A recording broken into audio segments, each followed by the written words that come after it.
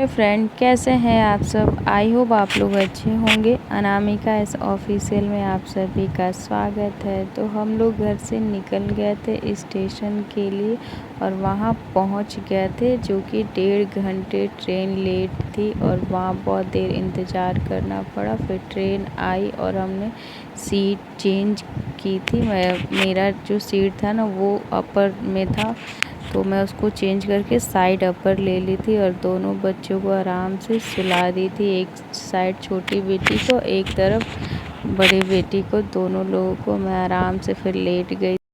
तो यहाँ पे अंशी को मेरी नींद नहीं आ रहा था और बार बार इधर उधर पैर कर रही थी, मुंह में उंगली डाल रही थी, बहुत शरारत कर रही थी। क्योंकि बेटी सो रही थी ना, तो वो सोती कम है, उठ जाती है बहुत जल्दी।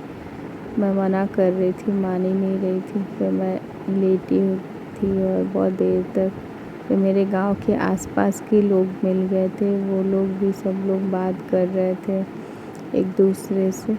बात करते करते कब शाम हो गया पता ही नहीं चला। फिर हम सब लोग बैठे थे और बातें वातें किए। फिर बेटी भी एकदम सोई रही थी, उठी नहीं थी, बहुत देर तक जगी थी। फिर रात हो गया था, तो हम लोगों ने क्या किया कि रात को सब लोग पहले खाना खाएं और खाना खाने के बाद फिर सब सो रहे थे। तो इधर दोनों बच्चे मेरे सो गए थे और मैं भी सो गई थी। मैं कहीं इन लोग को उड़ा दूँ क्योंकि ठंड लग रही थी, वहाँ पे एसी चल रहा था, इस वजह से फिर इन लोग को ढक दी थी और अपने भी लेटी थी। मुझे तो नींद नहीं आ रहा था।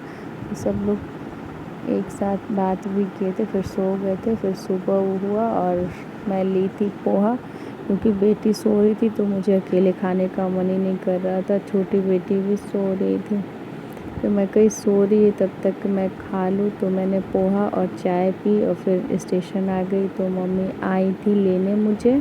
बहुत ज़्यादा थक गई थी, इस वजह से मैं प्रयागराज स्टेशन का ब्लॉग नहीं शूट कर पाई, क्योंकि थक गई थी। बच्चे भी रो रहे थे, बहुत देर से हम लोग को वेट करना पड़ा क्योंकि ट्रेन बहुत लेट आई थी। यह मेरी बेटी देख रही थी इधर उधर।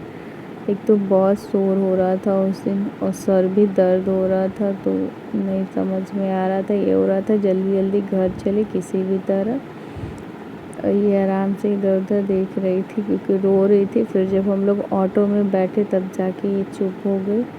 फिर आराम से बैठ के मम्मी भी आई थी और मेरी बेटी वो बात कर रही थी कि नानी मैं ठंडी में जाऊंगी घूमने, ठंड होगा तो घूमने जाऊंगी माँ के पास। फिर आराम से हम लोग घर आ गए। तो फ्रेंड हम अपने घर आ गए हैं।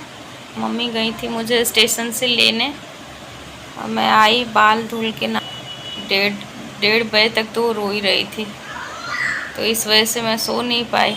तो मैं आई स्टेशन, नहाई, नहाने के बाद खाना वाना खाए हम लोग। खाना खाने के बाद मैं सोच रही हूँ सो जाओ, तो मुझे नींद ही नहीं आ रही।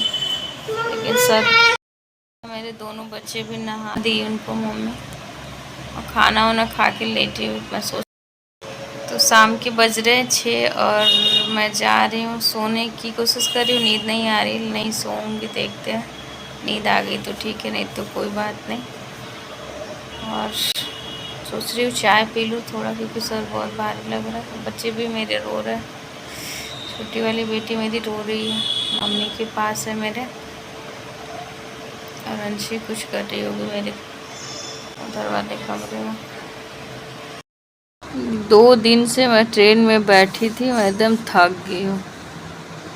एकदम से मैं बोर भी हो गई ट्रेन में। मैं सोच रही थी कब मेरा स्टेशन आए, कब आए स्टेशन, मैं उतर जाऊँ। बच्चे भी रो रहे थे, उन लोग भी बोर हो गए थे ट्रेन में।